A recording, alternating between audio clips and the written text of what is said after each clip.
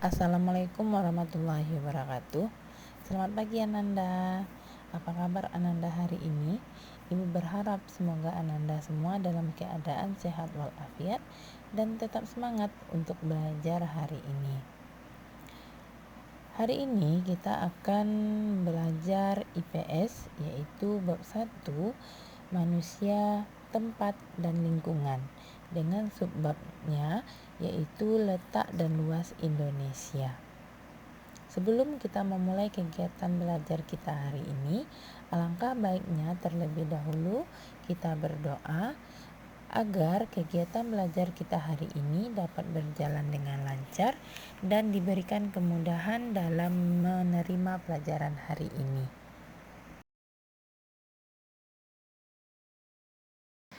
1. Pemahaman lokasi melalui peta.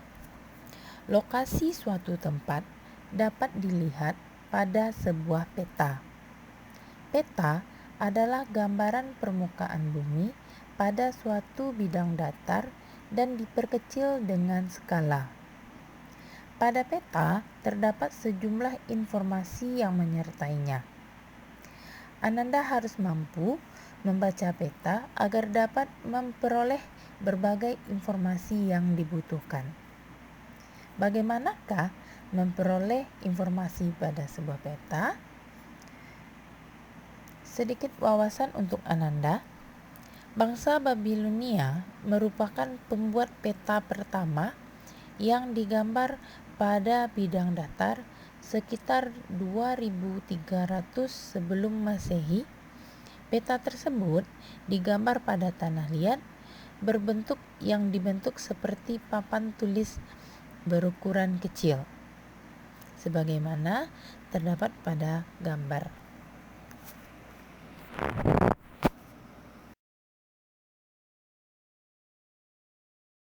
Untuk menjawab pertanyaan bagaimanakah memperoleh informasi pada sebuah peta, maka coba Ananda perhatikan baik-baik peta wilayah Indonesia berikut. Pada peta wilayah Indonesia ini, nanti Ananda akan menemukan yang pertama, negara-negara yang berbatasan dengan Indonesia. Yang kedua, samudra yang mengelilingi wilayah Indonesia. Yang ketiga, benua yang berdekatan dengan wilayah Indonesia. Yang keempat, batas wilayah Indonesia secara astronomis. Kemudian, yang kelima, Ananda dapat mengetahui informasi keadaan muka bumi salah satu pulau besar di Indonesia.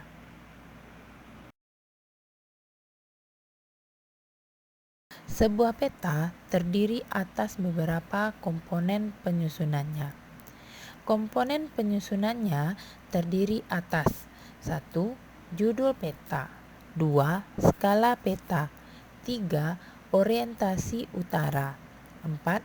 Simbol peta, 5. Garis koordinat, 6. Inset, 7. Legenda, 8. Sumber peta. 1. Judul peta. Apa itu judul peta? Judul peta menunjukkan isi suatu peta. Contoh, judul sebuah peta adalah peta penggunaan lahan di Indonesia. Maka, isi dari peta tersebut adalah sebaran penggunaan lahan yang ada di Indonesia, berupa permukiman, hutan, perkebunan, dan lain-lain. 2. Skala peta. Skala peta menunjukkan perbandingan antara jarak di peta dengan jarak sesungguhnya di lapangan. Contoh, skala sebuah peta adalah 1:1 juta. Berarti objek yang jaraknya 1 cm di peta berbanding dengan 1000 cm atau 1 km di lapangan. Skala peta dapat dibedakan menjadi 2. Yang pertama, skala angka. Apa itu skala angka? Skala angka berwujud perbandingan angka. Misalnya 1:10.000. Jika tidak disebutkan satuannya di belakang angka tersebut, berarti satuan yang digunakan adalah sentimeter. Sehingga skala angka tersebut dibaca 1 cm di peta sama dengan 10.000 cm di lapangan.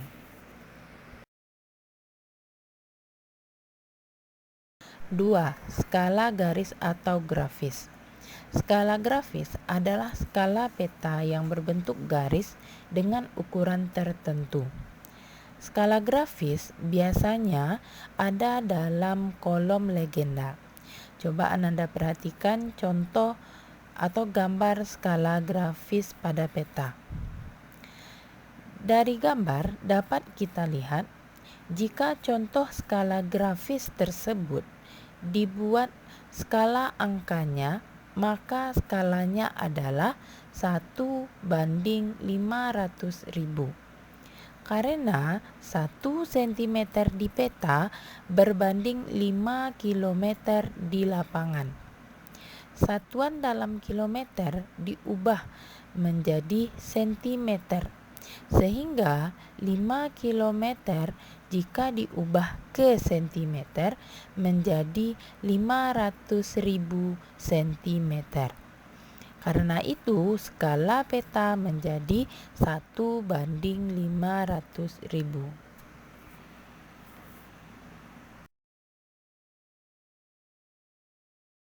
Komponen penyusunan peta yang ketiga, orientasi utara. Biasanya, sebuah peta memiliki orientasi arah utara. Bentuk orientasi ditunjukkan oleh simbol berbentuk panah dengan bentuk yang bervariasi. Penempatannya pada kolom legenda atau pada bagian yang kosong di muka peta. Berikut beberapa contoh simbol orientasi utara pada peta. Dapat Ananda lihat pada gambar contoh simbol orientasi utara. Jadi inilah bentuk atau contoh simbol orientasi utara.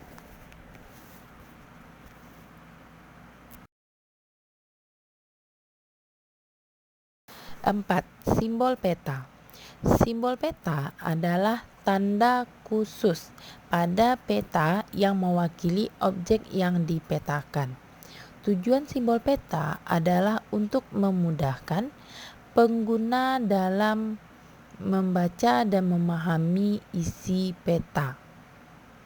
Berdasarkan bentuknya, simbol peta dibedakan menjadi 1. Simbol titik. Simbol titik pada peta dapat beragam bentuknya. Simbol titik dapat berupa lingkaran, bujur sangkar, segitiga, dan lainnya. Lambang ibu kota biasanya diberi simbol bujur sangkar. Gunung api berbentuk segitiga dan ibu kota kabupaten berbentuk lingkaran. Dapat Ananda lihat pada gambar.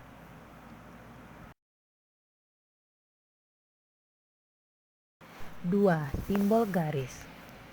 Simbol garis dapat digambar dalam beragam bentuk dan ukuran ketebalan. Ketebalan garis dapat diatur sesuai kaidah perpetaan. Simbol jalan biasanya berupa garis kontinu atau tanpa putus-putus dengan ketebalan sesuai dengan kelas jalannya. Dapat Ananda lihat pada gambar contoh simbol garis pada peta. 3. Simbol warna. Simbol warna digunakan pada peta dengan aturan tertentu. Tidak sembarang warna dapat digunakan untuk objek-objek tertentu karena ada aturan perpetaan. Misalnya, warna perairan, sungai, danau, dan laut diberi warna biru. Jalan diberi warna merah, dan lain-lain.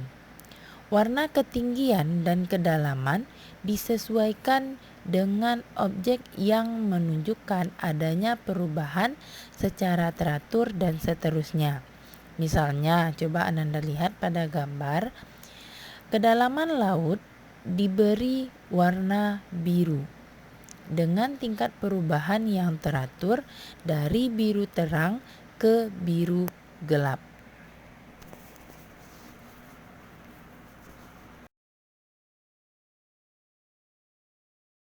4. Simbol area. Objek yang digambar pada peta biasanya berupa ilustrasi dari objek yang ada di lapangan. Simbol area juga memiliki aturan tertentu dalam pemetaannya. Misalnya, area berupa sawah digambar dalam bentuk poligon tertutup yang di dalamnya terdapat simbol tanaman padi. Dapat Ananda lihat pada contoh simbol area.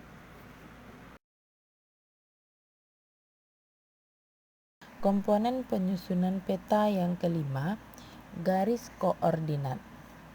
Garis koordinat adalah garis khayal pada peta berupa koordinat peta dalam bentuk garis lintang dan garis bujur. Garis koordinat sangat penting pada peta. Kenapa? Karena akan menunjukkan lokasi pada peta dibanding lokasi lainnya di permukaan bumi, serta menggambarkan karakteristik suatu lokasi atau wilayah yang dipetakan. Contoh, suatu lokasi yang terletak pada lintang tropis akan memiliki karakteristik iklim tropis. Komponen penyusunan peta yang keenam, inset. Inset merupakan peta kecil yang ada pada suatu peta dengan menunjukkan lokasi daerah yang dipetakan di antara lokasi lainnya yang lebih luas. Coba Ananda perhatikan baik-baik gambar. Di gambar terdapat inset peta, kemudian ada juga garis koordinat. Nah, di gambar ditunjukkan mana yang merupakan inset peta dan mana yang merupakan garis koordinat.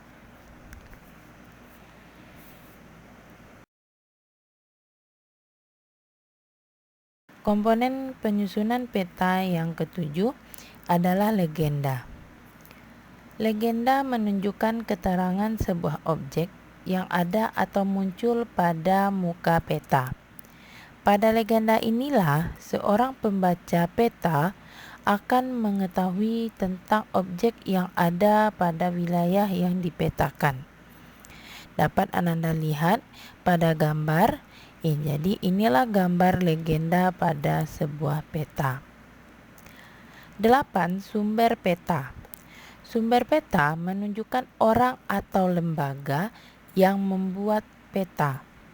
Dari sumber peta inilah diketahui informasi untuk pembuat peta sehingga bisa dinilai kualitas peta yang dihasilkannya.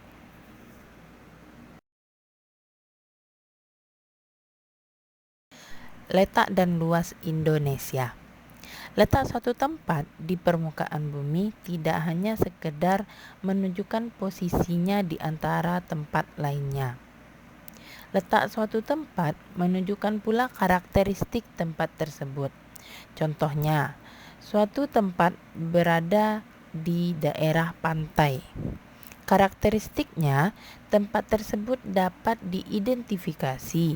Yang pertama, bersuhu tinggi. Yang kedua, berupa dataran rendah. Yang ketiga, sebagian masyarakatnya bekerja sebagai nelayan dan lain sebagainya. Letak juga menentukan posisi suatu tempat terhadap tempat lainnya. Dalam hal ini, ada tempat yang strategis, ada tempat yang terisolasi, dan seterusnya. Untuk contoh lainnya, suatu tempat berada di pusat kota. Karena letaknya, tempat tersebut dapat dicapai dari berbagai lokasi dengan mudah, sehingga menjadi pusat kegiatan penduduk. Lalu, bagaimanakah dengan letak wilayah Indonesia?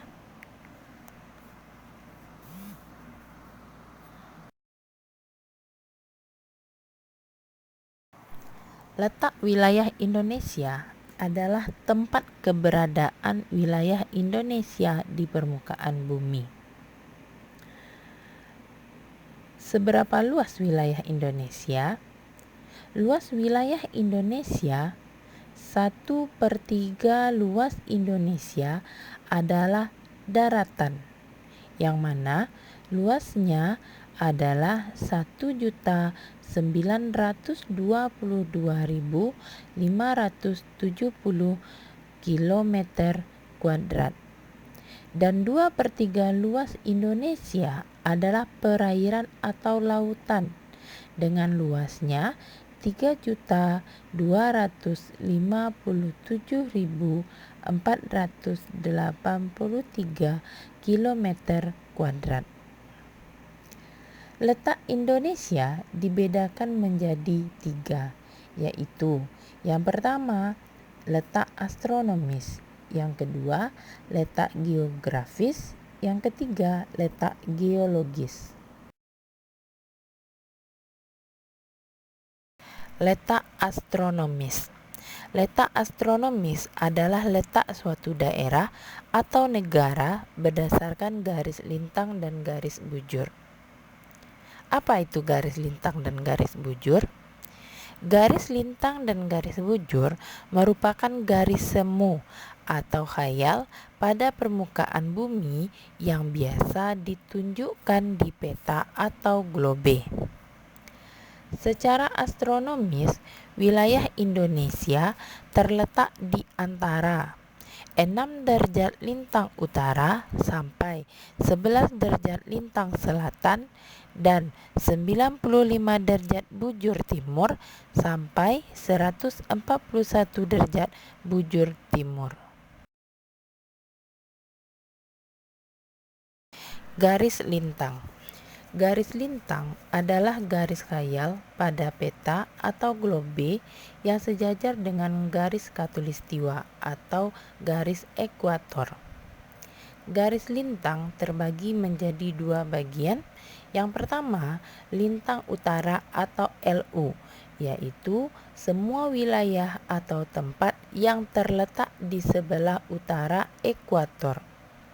2. Lintang selatan atau LS, yaitu semua wilayah atau tempat yang terletak di sebelah selatan ekuator. Garis lintang digunakan sebagai patokan wilayah iklim di bumi. Berdasarkan letak garis lintang, Indonesia beriklim tropis. Dapat Ananda lihat pada gambar mana yang merupakan garis lintang utara dan mana yang merupakan garis lintang selatan. Garis khatulistiwa. Garis khatulistiwa membelah bumi menjadi 2 bagian, yaitu belahan bumi utara dan belahan bumi selatan. Garis khatulistiwa disebut juga garis ekuator atau garis 0 derajat.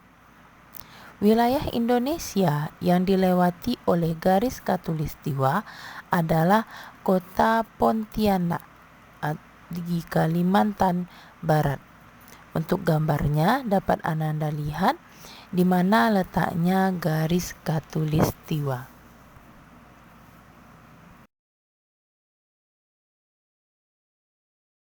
Garis bujur.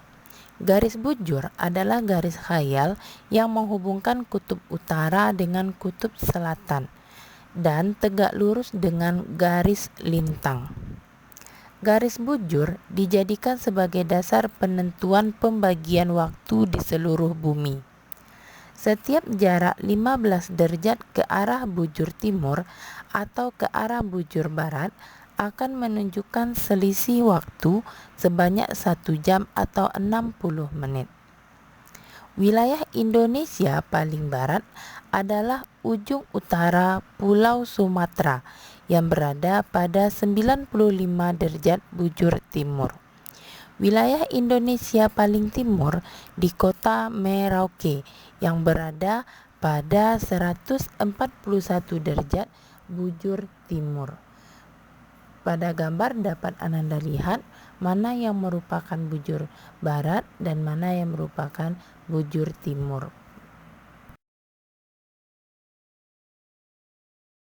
Pengaruh letak astronomis Indonesia. Yang pertama, Indonesia beriklim tropis dan memiliki 2 musim. 2. Memiliki curah hujan dan kelembapan tinggi. 3. Pemanasan matahari berlangsung sepanjang tahun. 4. Panjang waktu siang dan malam relatif sama dan tetap sepanjang waktu. 5. Wilayah Indonesia terbagi menjadi 3 daerah waktu. Yang pertama, waktu Indonesia Timur atau WIT, meliputi wilayah Maluku dan Papua. Kedua, waktu Indonesia Tengah atau WITA, meliputi Kalimantan Timur, Kalimantan Selatan, Bali, Sulawesi, Nusa Tenggara Timur, dan Nusa Tenggara Barat. 3. Waktu Indonesia Barat atau WIB, meliputi Sumatera, Jawa, Kalimantan Barat, dan Kalimantan Tengah.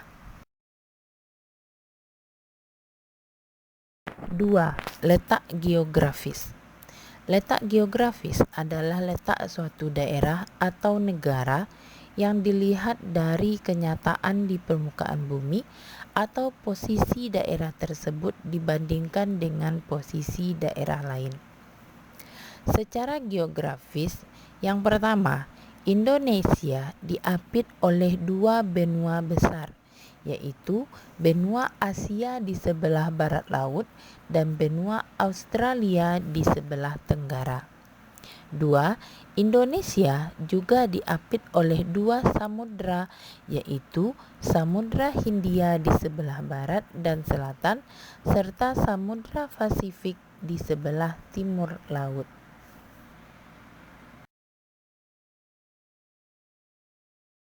Batas geografis Indonesia. Berdasarkan peta Indonesia berikut, dapat kita ketahui sebelah utara Indonesia berbatas dengan Malaysia, Singapura, Filipina, Palau, dan Laut Cina Selatan. Sebelah selatan berbatasan dengan Timur Leste, Australia, dan Samudra Hindia. Sebelah barat berbatasan dengan Samudra Hindia, sebelah timur berbatasan dengan Papua Nugini dan Samudra Pasifik.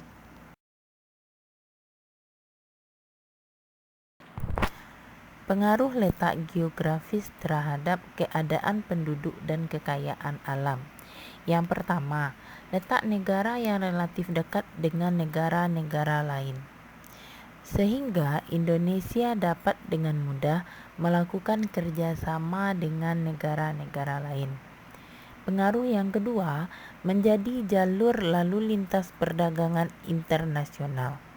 Karena letak negara Indonesia yang strategis di antara 2 samudra, yaitu Samudra Hindia dan Samudra Pasifik, sehingga menjadi jalur lalu lintas perdagangan internasional. Pengaruh yang ketiga memiliki keanekaragaman flora dan fauna serta keuntungan politis karena letaknya di antara 2 benua, yaitu benua Asia dan benua Australia. Pengaruh yang keempat, Indonesia banyak dipengaruhi oleh kebudayaan asing. Misalnya dalam bidang seni, bahasa, peradaban, dan agama. Namun, budaya asing atau dari luar yang diserap tanpa adanya proses penyaringan terhadap budaya yang negatif akan menumbuhkan dampak sosial yang kurang baik.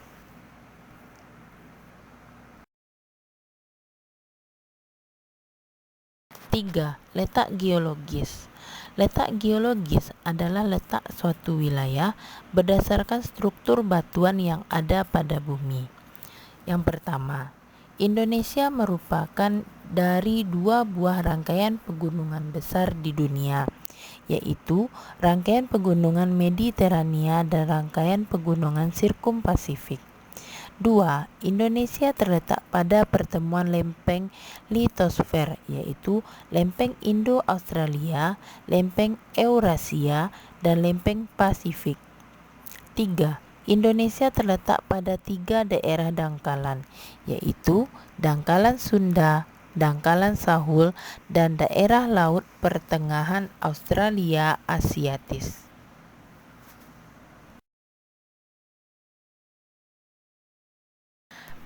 Pengaruh letak geologis Indonesia. Yang pertama, banyak dijumpai gunung berapi di wilayah Indonesia, sehingga banyak wilayah Indonesia yang memiliki tanah yang subur.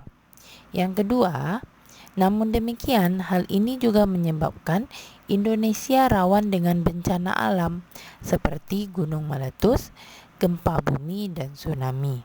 Yang ketiga, wilayah Indonesia yang terletak di antara daerah pegunungan atau lipatan muda memberikan potensi sumber mineral seperti minyak bumi, batu bara, biji besi, timah, emas, nikel, dan lain-lain.